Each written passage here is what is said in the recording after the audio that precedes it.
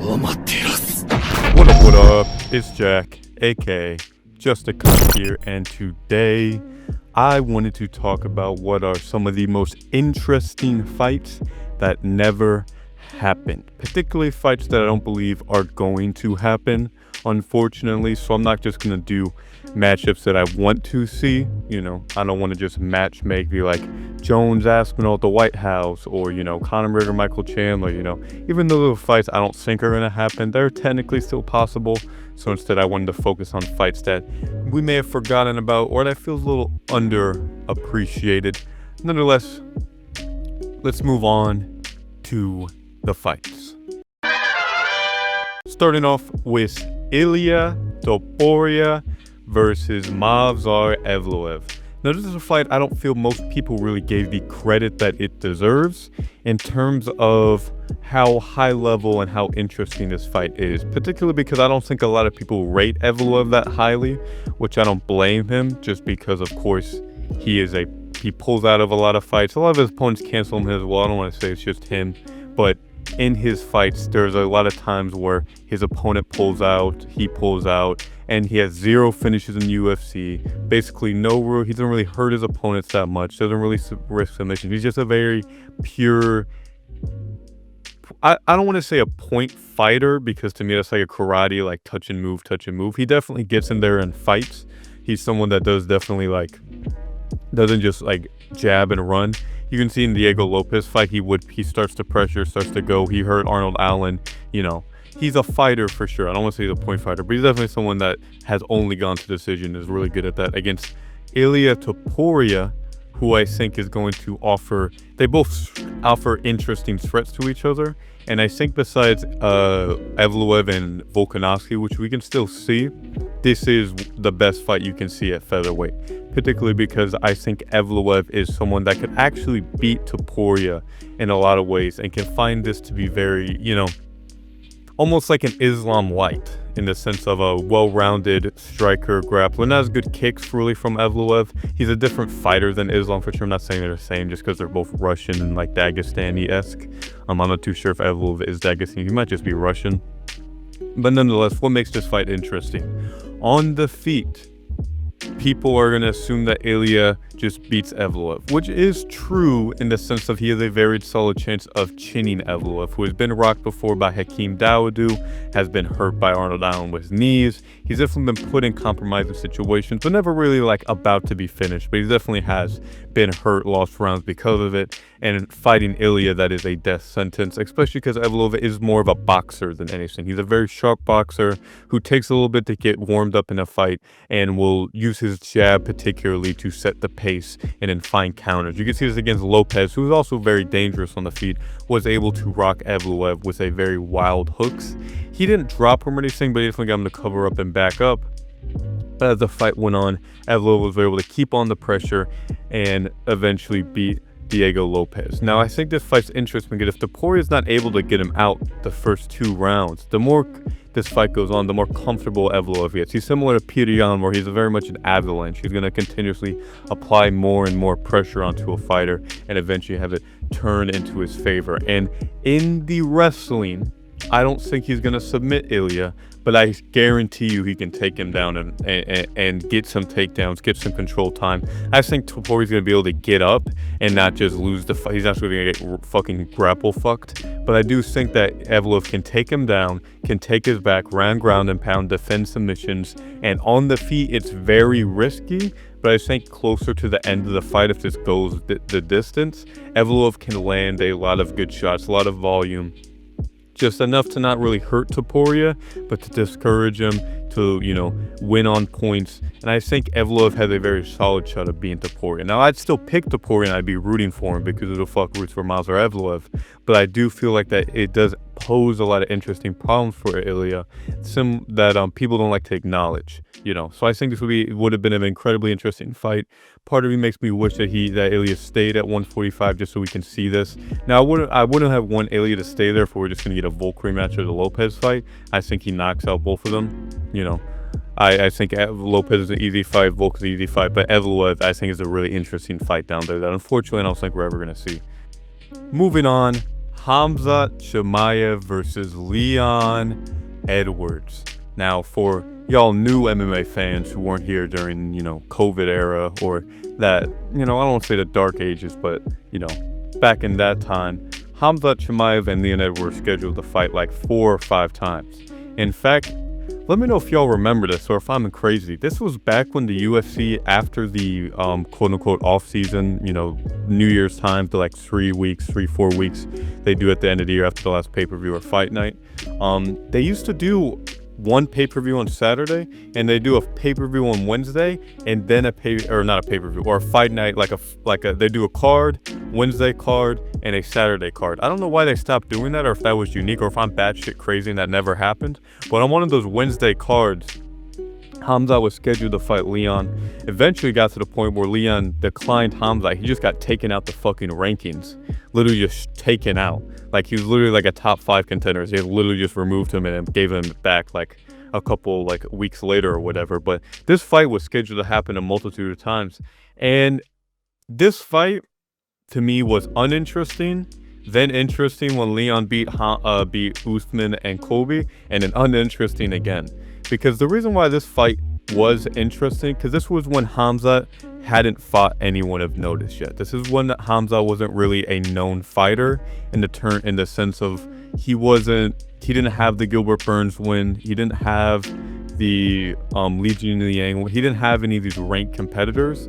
So he was someone that was still a big unknown. Incredibly dominant. Some people thought that he was going to run through Leon.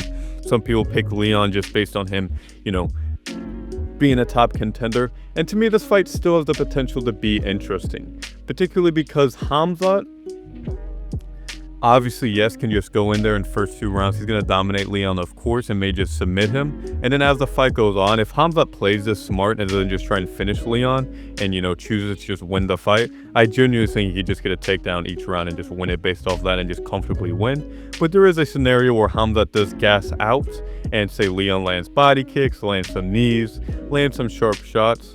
The only problem is that Leon doesn't have this threat on the feet that certain guys have that can really punish Hamza for that. I guarantee you this fight, and this is purely if Leon Edwards has a chance of winning. Hamza goes the first 2 rounds, doesn't submit Leon, wins the first 2 pretty dominantly, gasses out hard, and Leon Edwards is going to stare at him and do hip feints and jab feints, and then do teep kicks to a unanimous decision loss. I could see this being almost similar to the Corey Sandhagen and Umar fight, where obviously Umar didn't gas and he was doing good the whole fight. But Corey at some point just started fucking staring at him. I guarantee you that people are going to put Leon as an underdog, bet on him, have him survive the first 2 rounds, wins the 3rd round, have like a moment in the 4th, and then need the 5th round and just stare at him and fucking leg kick him and then try to throw up like a head kick or just throw up a wild shot. I guarantee it that Leon Edwards would absolutely fumble the fight that he could have won, and then Hamza would win by decision. Besides that, I think Hamza would probably run around the cage and choke him out. I don't see it being too competitive, but it is a fight that's interesting because if it took place, Leon wouldn't have fought for the title. Potentially Hamza would have just fought Usman, which we already saw that fight. When that fight's very interesting again, it's a more prime Usman for 5 rounds. Hamza probably loses that fight, but this changes the course of history where Usman probably has a better legacy. Usman probably goes on to have a beat Anderson Silva's win streak. Obviously, this thing could happen. Hamza could still beat Usman, but it is interesting to think about if this fight happened though, like 4 or 5 times the fight got booked, Hamza would have beaten Leon Edwards 9 times out of 10 and just went on to, even if he moved up to middleweight anyway or struggled to make the weight, it still would have just, if anything, Usman Usman should have made this fight happen, because for his legacy, it may have saved his legacy. Nonetheless, moving on. Francis Ngannou versus Kamaru Usman. Now, ignore the size parity. This is very accurate. This is actually how they look standing by each other. Fun fact. All the PFL fights and where Jones and Ngannou faced off, Ngannou was actually just squatting down, just popping a squat. So, nonetheless, Ngannou versus Jones. This fight, to me, I still don't know how it would go. On the feet, Ngannou's going to flatline Jones, especially the version that fought Stipe and Cyril Gane. Bro, Stipe was tagging Jones. He just wasn't, hitting him that hard, and then he didn't have the ability to follow up or put pressure on Jones. I'm pretty confident now that Enanu would be able to knock out Jones. The only problem I have, and people don't talk about this, there is still a high probability Jones can just submit Francis. Now, Francis obviously has much greater wrestling than Ciryl Gane, who even after doing a bunch of grappling training still got fucking bullied on the ground by Volkov. I don't see that happening to Enanu by any means, and I think Enanu can defend a lot of takedowns. But Jones can probably get a trip. Ciryl Gane was able to get a takedown. The only question is Jones going to insta-sub him? I think there is a decent chance of that. Now, of course, if you're Enanu, that's like what you need to worry about is Jones Jiu-Jitsu. That's kind of what he has up against a lot of these guys. Besides an old man Stipe, I think that Jones's BJJ and ability to submit people, his trips, are kind of the biggest deal about him in terms of finishing wise. On the feet, Enanu can get out kickboxed. If he doesn't knock out Jones in the first 2 rounds, Enanu is probably just going to try and wrestle him or just kind of stare at him a little bit. Enanu doesn't really have a great bag. You know, he was hurt in the Ciryl Gane fight where he was very stagnant. His knees were hurt. So there is a possibility that with healthy knees, it'd be much more dominant of a victory in a very close fight that you can say Ciryl wins. But I do think this is a 50-50 fight where either person's going to win devastatingly besides maybe Jones. I think Jones can outpoint him, win a decision. And Enanu just has a very high chance of knocking out Jones. So I think people should give this fight more credit where Jones can win. But it is a fight where he has to be fucking shit scared of Enanu 24/7. Especially because if Enanu does take down Jones, which he probably can do, and land some ground and pound, he could just Enanu genuinely needs 2 ground and pound shots to flatline you. So it's unfortunate to where if this is like a modern Enanu with healthy knees who's a bit younger, I think he has a very high probability of beating Jones. But depending on the version of Enanu, Jones has a lot more higher chance of just taking out and submitting him or just out kicking him on the feet. Nonetheless, moving on. Robert Whittaker versus George St. Pierre. This fight is one that I think is very interesting, and I think people want to just say Whittaker whoops his ass because GSP fought Bisping, but I think this is an interesting fight. I think this is a fun karate fight similar to a Wonderboy Thompson Darren Till or Whittaker Darren Till, where I think this is a fight where GSP I don't think is really going to be takedown Whittaker and vice versa. They may be able to take each other down for like 2 seconds and they'd be able to get up. I don't see that being too much of a thing. I see them both staying on the outside, working on blitzes. I think GSP is going to try and focus on the jab, focus on trying to keep Whittaker at range, and Whittaker is going to blitz him with shot. I think this would be a very fun fight. Now, there is another scenario where GSP could have actually fought Yoel, but I see that fight being not less interesting, but I see it being more predictable, where I see GSP winning on the feet for the most part, but then getting caught here and there where either Yoel can get a finish or can steal rounds with big knockdowns. I see that's how that fight going, where either GSP only gets knocked down twice like the Whittaker fight. Because I think Whittaker and GSP fight relatively similarly. Obviously, they use different techniques, but in terms of game plan-wise, staying on the outside, moving, obviously GSP doesn't blitz as much, he doesn't throw as many head kicks. He uses grappling more, better control, better jiu-jitsu, does things better than Whittaker. But on the feet, Whittaker definitely has a speed advantage and is someone that I think can actually make things dangerous for GSP, where I think he can hurt and rock GSP and potentially finish him depending on the age that GSP is. He did retire for a reason. It seemed like his body wasn't able to handle that type of weight. He's not a great 185er. But I think if he is in a decent shape, a healthy shape, I think this is actually a very interesting fight that can go both ways. But I'd probably lean Whittaker because it wasn't a prime GSP. But nonetheless, moving on. What y'all came here for? Khabib Nurmagomedov versus Kamaru Usman. There was a window in time that this fight was talked about. Not seriously, because Khabib never really seemed like he wanted to move up, because he's kind of a fucking weight bully and it pisses me off. Like, fight at 170. You fucking weight bully bitch. Fight someone that you can't fucking ragdoll. I like Khabib, I really do. He's very interesting, but it's still so annoying that he didn't do it. It's why I'm very happy that Islam's doing it. I'm supporting him. I'm a big fan of Islam for doing it. But this is a very interesting fight. Some people think that Kamaru's just too big. I don't think that's the case. People talk about Kamaru's takedown defense, and it is incredible. It is very elite. We're talking about Khabib, of course, but it is very elite. He still got taken down by Leon Edwards and controlled for a whole round. That still happened. That's prime Usman. That's basically prime Usman. Kamaru never fought any crazily takedown artists. Colby's a wrestler, of course, but he's not like an amazing get a takedown and control you guy. He needs to shoot a million takedowns to eventually take you down. But against someone with as good as cardio as him and it was solid takedowns, you can stop a lot of his takedowns. He's not scary as a guy to just force a like Colby's not someone that can just force a takedown as well as Khabib or Hamza or any of the other guys. I think Khabib can take down Usman and control him. I think Khabib is a much more well-rounded grappler than Kamaru. Kamaru's a great wrestler and has good control, don't get me wrong. But against someone like Khabib, who's not going to be a Joaquin Buckley, who's not going to be a Leon Edwards, who's not going to be any of these guys, he's much more harder to take down. The biggest thing here is that Khabib's going to have to shoot in the open a lot more. He's not going to be able to just pressure Kamaru with a flurry and take him down. He's going to have to shoot in the outside.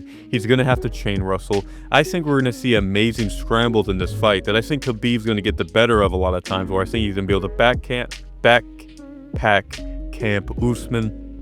I think he'll be able to threaten with submissions. I think he'll be able to threaten with Kimuras. I think Kamaru Usman's back is where Khabib's going to really thrive in a lot of this fight. But the big thing is that later in this fight, as Khabib is going to not be able, as Usman's going to get more comfortable, I don't see Khabib submitting Usman. Usman has crazy BJJ defense.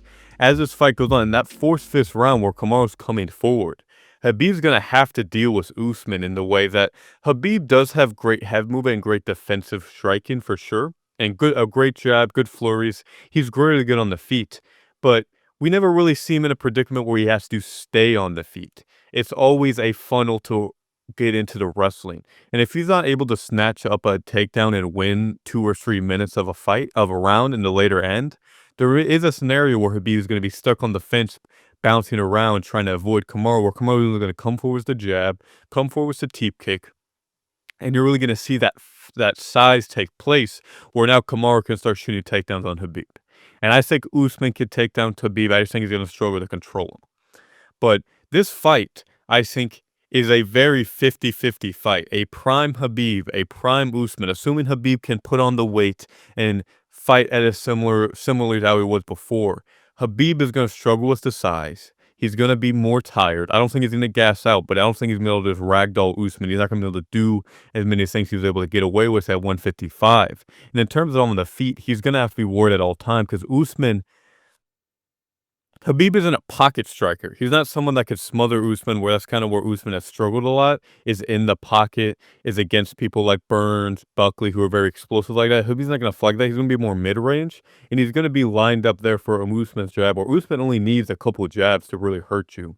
So I think this fight's interesting. I think this fight's a 50-50 fight that people should give more credit, that I think Khabib has a high chance of losing, but also a better chance than most people give him credit for, of getting takedowns on Usman in the early rounds when Usman isn't settled, when Usman hasn't built as much momentum.